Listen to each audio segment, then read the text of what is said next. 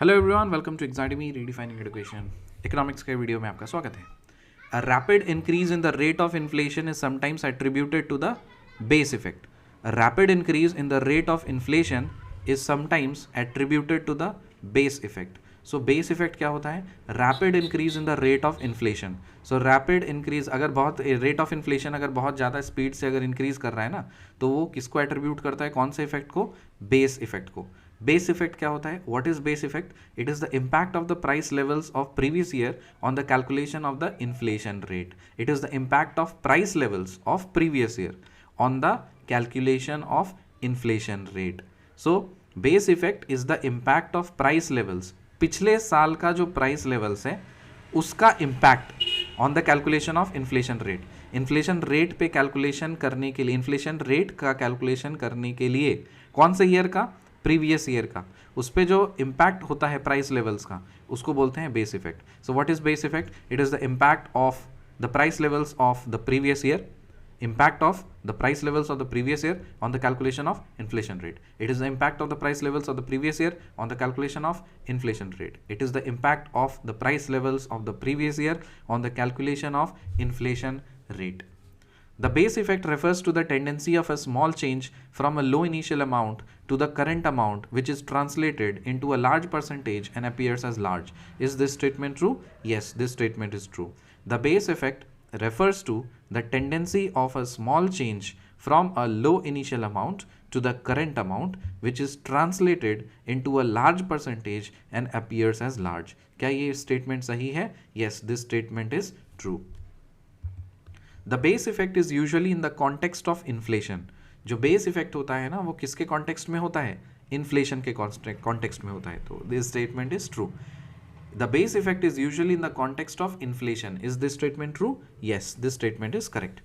Base effect indicates the change in the inflation rate in the current period with respect to the base period.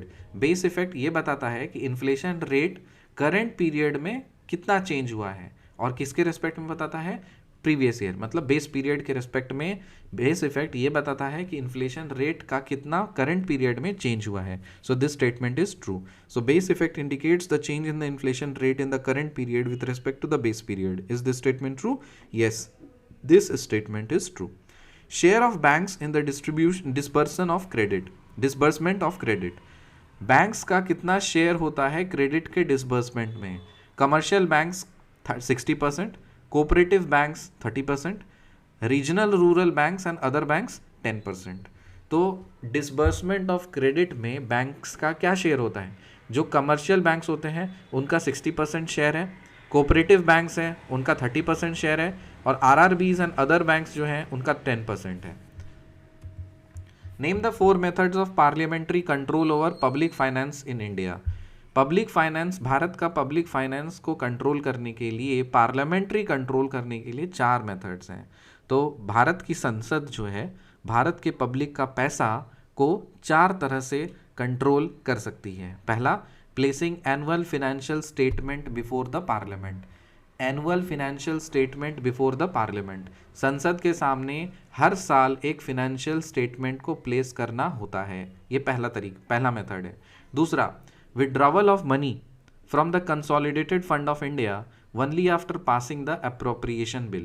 जो consolidated fund of India है उसको निकालने के लिए संसद में अप्रोप्रिएशन बिल लाना बहुत ज़रूरी है। जब तक अप्रोप्रिएशन बिल पास नहीं होता पार्लियामेंट से, तब तक कंसोलिडेटेड फंड ऑफ इंडिया निकाला नहीं जा सकता है। Provisions of supplementary grants and vote on account. So प्रावधान है सप्लीमेंट्री ग्रांट्स का और वोट ऑन अकाउंट का। तो इन दोनों का जो प्रावधान है पार्लियामेंट में, ये भी प्रोविजन प्रोवाइड करता है पब्लिक फाइनेंस पे पार्लियामेंट्री कंट्रोल करने का। और लास्ट है introducing the finance bill in the parliament. So name the 4 methods of the parliamentary control over public finance in India. पहला, placing the annual financial statement before the parliament. Withdrawal of the money from the consolidated fund of India only after the passing of appropriation bill. Third, provisions of the supplementary grants and vote on account. And fourth, introducing the finance bill in the parliament. RBI acts as a bankers bank। क्या ये बात सही है? RBI जो है वो बैंकों का बैंक है। बैंकों का बैंक क्या होगा? बैंकों का बैंक रिजर्व बैंक। बैंकों का बैंक रिजर्व बैंक। तो आप नारा की तरह याद कर सकते हो, बैंकों का bank Reserve Bank. RBI acts as a banker's bank. Is this statement true? Yes, this statement is true. अब सवाल उठता है बैंकों का बैंक RBI बैंक, मतलब बैंकों का बैंक रिजर्व बैंक कैसे? How RBI acts as a banker's bank? तीन तरह से. पहला, other banks retain their deposits with the RBI. जो बाकी सारे बैंक्स हैं ना, वो RBI में अपना पैसा जमा करते हैं, तो ऑब्वियसली अपने गार्जियन की तरह वो ट्रीट किया. दूसरा, the RBI lends funds to the commercial banks in the times of need. जब भी ज़रूरत पड़ती है कोई कमर्शियल बैंक को पैसे की, तो RBI उसको पैसे देता है, फंड्स देता है. तीसरा, RBI advises the commercial banks on monetary matters. So पैसे से रिलेटेड मैटर्स में RBI बैंक्स को, कमर्शियल बैंक्स को क्या करती है, एडवाइस देती है. तो आप मान के चलो कि ऑब्वियसली बैंकों का बैंक है, तो ऑब्वियसली सबका बाप है, सारे बैंकों का बाप है ये, तो गार्जियन का रोल प्ले करेगा. तो गार्जियन क्या क्या करता है, आप देते हो अपने, सपोज पैसा दे देते हो भरोसेमंद लोग को कि ठीक है बाबू मेरा पैसा रख लो, ज़रूरत पड़ेगा तो हम ले लेंगे. तो उसी तरह से बैंक क्या करती है, RBI के पास अपना पैसा को जमा रखती है. दूसरी बात कि जब ज़रूरत होती है तो आप अपने गार्जियन से मांग लेते हो ना पैसा, तो उसी तरह से RBI फंड देती है कमर्शियल बैंक्स को जब ज़रूरत पड़ता है तो. और साथ ही साथ आपके गार्जियन आपको एडवाइस करते हैं कि पैसे को किस तरह से खर्चा करना चाहिए, नहीं करना चाहिए. सो RBI एडवाइस करती है. So how RBI acts as a bankers bank? पहला, other banks retain their deposits with RBI. Second, the RBI lends funds to the commercial banks in the times of need, and RBI advises the commercial banks on monetary matters. In India, deficit financing is used for raising resources for what? Bharat में deficit financing को इस्तेमाल करते हैं resources को raise करने के लिए. किस चीज़ के लिए? For economic development. So in India deficit financing is used for raising resources for what? For economic development. In India deficit financing is used for raising resources for what? Economic development. What is deficit financing? Deficit financing क्या होता है? Deficit financing refers to the difference between the expenditure and receipts. Expenditure और receipts के बीच का जो difference है उसको बोलते हैं deficit financing. In public finance it means the government is spending more then what is earning. So public finance में इसका मतलब ये होता है कि गवर्नमेंट जो है जितना कमाती नहीं उससे ज़्यादा खर्चा करती है. तो कमाई अगर मान लो आमदनी 98, खर्चा रुपया, सेम चीज़ गवर्नमेंट के साथ भी है. ऑब्वियसली उसको करना भी पड़ेगा, अगर नहीं करेगी तो फिर वो क्या होता है ना, बिजनेस चीज़ वो बन जाएगा. And government is not a business, government is a welfare state. मतलब वेलफेयर स्टेट के लिए गवर्नमेंट होती है, लोगों को बहुत सारी चीज़ें सहूलियत प्रोवाइड करनी होती है, स्कीम्स निकालने होते हैं, लोगों को ख्याल रखना होता है. ठीक है, उसको बोलते हैं deficit financing. So deficit financing refers to the difference between the expenditure and the receipts. और in public finance it means the government is spending more than what it is earning. Deficit financing is a necessary evil in a welfare state, as the state often fail to generate tax revenue which is sufficient enough to take care of the expenditure of the state. देखिए, ideally अगर किसी को सरकार चलाने आते हैं ना, तो वो डेफिसिट फाइनेंसिंग होने नहीं देगा. क्यों? क्योंकि अगर ऑनेस्ट गवर्नमेंट है, गवर्नमेंट अगर ऑनेस्ट है, तो लोग खुशी से बिना चोरी किए टैक्स खुशी खुशी देंगे for the development of country. तो चोरी करनी नहीं पड़ेगी, टैक्स चोरी नहीं करनी, लोग टैक्स को चोरी नहीं करेंगे. और यदि अगर लोग टैक्स चोरी नहीं करेंगे तो इसका मतलब है गवर्नमेंट का जो बजट है वो काफ़ी बढ़ेगा, कलेक्शन जो है टैक्स कलेक्शन वो बढ़ेगा, और टैक्स कलेक्शन बढ़ेगा तो मतलब गवर्नमेंट की अर्निंग्स बढ़ेगी, और ज़्यादा अर्निंग है, कम खर्चा हो पाएगा, तो डेफिसिट फाइनेंसिंग नहीं होगी. लेकिन एक कॉन्सेप्ट बन जाता है हमारा कि वेलफेयर स्टेट के लिए तो डेफिसिट फाइनेंसिंग होगी ही. ऐसा ज़रूरी नहीं है एक्चुअली. मतलब देखो, प्रैक्टिकली स्पीकिंग कि ऐसा होता नहीं, क्योंकि अभी एकदम 100% ऑनेस्ट गवर्नमेंट आ ही नहीं सकती. अगर कोई क्लेम भी करती है कि मैं ईमानदार पार्टी हूँ या ईमानदार गवर्नमेंट हूँ, तो डेफिनेटली लोअर लेवल्स पे जा कर के कुछ ना कुछ घपला वगैरह हो ही जाता है. सो ऑब्वियसली अगर उसको कंट्री को लीड करने वाले या गवर्नमेंट को लीड करने वाले जो टॉप पावर्स में हैं, वो अगर ये ठान लें कि टैक्स का रेवेन्यू जो है वो एकदम ऑनेस्ट और बिना बायस तरीके से कलेक्शन किया जाए, तो डेफिसिट फाइनेंसिंग नहीं होगी. लेकिन फिलहाल प्रैक्टिकली के लिए हम लोग ये मान सकते हैं कि डेफिसिट फाइनेंसिंग ज़रूरी है एक वेलफेयर स्टेट में, क्योंकि यहाँ पे इसका कंडीशन क्या है कि स्टेट जनरली फेल कर जाती है टैक्स रेवेन्यू को जनरेट करने के लिए. लेकिन मान लीजिए अगर ऑनेस्ट गवर्नमेंट है तो ऑब्वियसली स्टेट कैसे फेल कर सकती है. आप दिल्ली गवर्नमेंट का एग्जाम्पल देख सकते हो, लोग वहाँ पर टैक्स भर भर के देते हैं, तो वहाँ का टैक्स कलेक्शन काफ़ी ज़्यादा होता है, वहाँ का बजट बढ़ जाता है. ठीक है, so deficit financing is a necessary evil in welfare state, as the state often fail to generate tax revenue which is sufficient enough to take care of the expenditure of the state. State के जितने भी खर्चे हैं उन सब को करने के लिए टैक्स से ही आ जाता है पैसा, तो इधर उधर पैसा लगाने का और कोई ज़रूरत नहीं पड़ता. So this statement is true. What is the basic intent behind deficit financing? Deficit financing के पीछे मुख्य उद्देश्य क्या है? To provide the necessary impetus to economic growth by artificial means. मतलब आर्टिफिशियल, नेचुरली नहीं, आर्टिफिशियल मीन्स के हेल्प से हम लोग एक कोशिश करते हैं कि हमारा इकोनॉमिक ग्रोथ रहे, अच्छे से इकोनॉमिक ग्रोथ करे. To provide the necessary impetus to economic growth by artificial means. So what is the basic intent behind deficit financing? To provide the necessary impetus to economic growth by artificial means. Priority sector lending, PSL, इसमें क्या क्या आता है? इसमें total 6 चीज़ें आती हैं.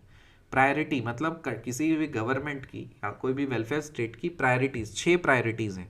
पहला एग्रीकल्चर, दूसरा माइक्रो एंड स्मॉल एंटरप्राइजेस मतलब MSMEs, तीसरा माइक्रो क्रेडिट, चौथा हाउसिंग, पांचवा एजुकेशन, छठा वीकर सेक्शंस. तो 6 प्रायोरिटी सेक्टर्स हैं जो कि PSL के अंडर आते हैं, प्रायोरिटी सेक्टर लेंडिंग. इसका मतलब इन 6 चीज़ों में पैसा खर्चा करने के लिए, इन सब 6 चीज़ों में पैसा खर्चा, अगर मान लो आपके पास कोई अगर फिनेंशियल इंस्टीट्यूशन हो आप या गवर्नमेंट हो, तो इसमें आप पैसा लेंड करोगे या फिर इस चीज़ के पैसा खर्चा करोगे, तो पहले ये 6 चीज़ें आएंगी, उसके बाद किसी और चीज़ पे खर्चा होगा. तो ये हमारे प्रायोरिटी लिस्ट में रहता है. कौन सा चीज़? Agriculture, MSMEs, micro credit, education, housing और weaker sections. India's foreign exchange reserves includes. India का फॉरेन एक्सचेंज रिजर्व्स में क्या क्या आता है? ये 5 चीज़ें आती हैं इंडिया के फॉरेन एक्सचेंज रिजर्व में. पहला foreign currency deposits, bonds, gold reserves, special drawing rights मतलब SDRs और IMF रिजर्व पोजीशन. तो इंडिया के फॉरेन एक्सचेंज रिजर्व में कितनी चीज़ें आती हैं? 5 चीज़ें आती हैं. पहला foreign currency deposit, bonds, gold reserves, special drawing rights मतलब SDRs और IMF रिजर्व पोजीशन. तो आंखें बंद कीजिए और रिकॉल करने की कोशिश कीजिए. इंडिया के फॉरेन एक्सचेंज रिजर्व में क्या क्या चीज़ें आती हैं? 5 चीज़ें आती हैं.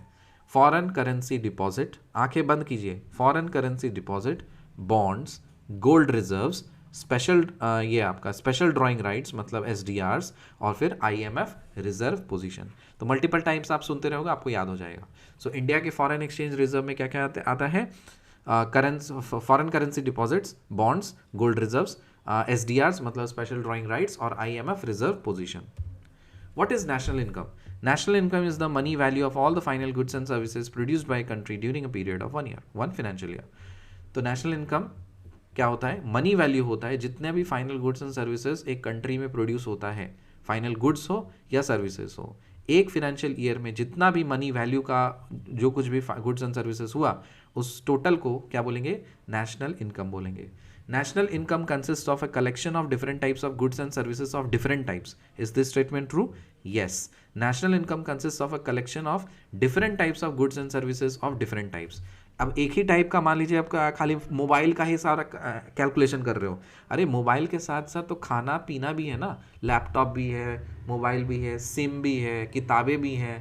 तो अलग अलग टाइप के प्रोडक्ट्स होते हैं, अलग अलग टाइप के गुड्स होते हैं और साथ ही साथ सर्विसेज भी अलग अलग होता है ना. तो सब सर्विसेज में आता है एजुकेशन सर्विस हो गया, हॉस्पिटैलिटी सर्विसेज हो गया, फिर आपका हॉस्पिटल सर्विसेज हो गया, ठीक है, फिर क्लीनिंग सर्विसेज हो गया, फिर स्पा सर्विसेज हो गया. सब कुछ अलग अलग डिफरेंट टाइप्स ऑफ सर्विसेज, अलग अलग डिफरेंट टाइप्स ऑफ गुड्स, इन सब का कलेक्शन हम लोग नेशनल इनकम में कंसिडर करते हैं. So this statement is true.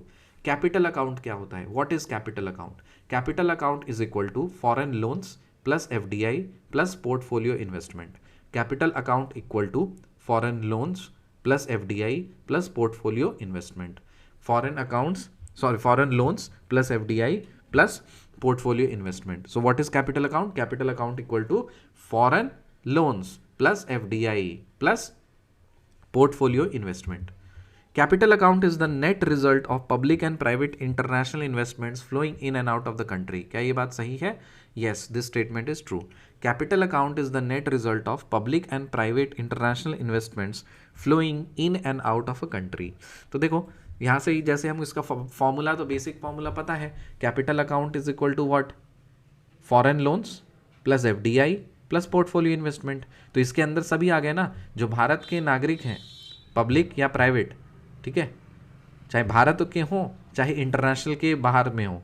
तो भारत से बाहर क्या जा रहा है, भारत से के बाहर से भारत में क्या आ रहा है, इन सब का सारा इनफ्लो मतलब flow in and out of the country जो कुछ भी है उसका नेट रिजल्ट कैपिटल अकाउंट में कवर होता है। So what is capital account? Capital account is the net result of public and private international investments flowing in and out of a country. This statement is true. What is portfolio investment? Portfolio investment क्या होता है? Portfolio investment is the buying of shares and bonds. Shares and bonds का जो खरीद बिक्री होता है उसको बोलते हैं portfolio investment. So shares and bonds का जो खरीद बिक्री होता है उसको बोलते हैं portfolio investment. So what is portfolio investment? Portfolio investment is the buying of shares and bonds. What is FDI investment? FDI investment क्या होता है? फॉरेन डायरेक्ट इन्वेस्टमेंट क्या होता है? FDI is the investments by the foreigners in a country or the citizens investing in foreign countries। जैसे मान लीजिए foreign FDI, ठीक है, फॉरेन डायरेक्ट इन्वेस्टमेंट, जो फॉरेनर्स हैं और कोई फॉरेनर मतलब अमेरिका का कोई भी फॉरेनर है वो भारत में कुछ इन्वेस्ट करता है तो वो भी FDI के अंदर आएगा। साथ ही साथ आप चाइना चले गए, वहाँ पे जा कर के आप कुछ इन्वेस्ट कर रहे हो तो वो भी FDI के अंदर आएगा। तो FDI is the investment by the foreigners in a country और the citizens investing in foreign countries. Open market operations क्या होता है? Open market operations OMO, open market operations refers to the purchase and sale of the government securities by RBI। RBI government की securities को खरीदती है और बेचती है, तो इस प्रोसेस को बोलते हैं OMO, that is open market operations. So what is OMO? Open market operations. Open market operations refers to the purchase and sale of the government securities by RBI। RBI ही कर सकती है और कोई बैंक नहीं कर सकती। RBI क्या कर सकती है? खरीद सकती है गवर्नमेंट सिक्योरिटीज को और बेच सकती है गवर्नमेंट सिक्योरिटीज को, तो इस प्रोसेस को बोलते हैं open market operations OMO। What is the aim of OMO? Open market operations का एम क्या है? 3 एम है इसके। पहला, to manipulate the short term interest rate, short term interest rate को मैनिपुलेट करना। To manipulate the supply of base money in an economy, एक economy के अंदर बेस मनी के सप्लाई को मैनिपुलेट करना। और तीसरा, indirectly control the total supply money, total money supply, और इनडायरेक्टली टोटल मनी सप्लाई को कंट्रोल करना। सो ओपन मार्केट ऑपरेशंस का एम क्या है? 3 एम है। To manipulate the short term interest rate, दूसरा to manipulate the supply of base money in an economy, and to indirectly control the total money supply. आंखें बंद कीजिए और recall कीजिए। OMO ओपन मार्केट ऑपरेशंस का aim क्या है? पहला है to manipulate the short term interest rate, to manipulate the supply of base money in an economy, और तीसरा to indirectly control the total money supply. मिलते हैं आपसे अगली वीडियो में, तब तक के लिए बाय।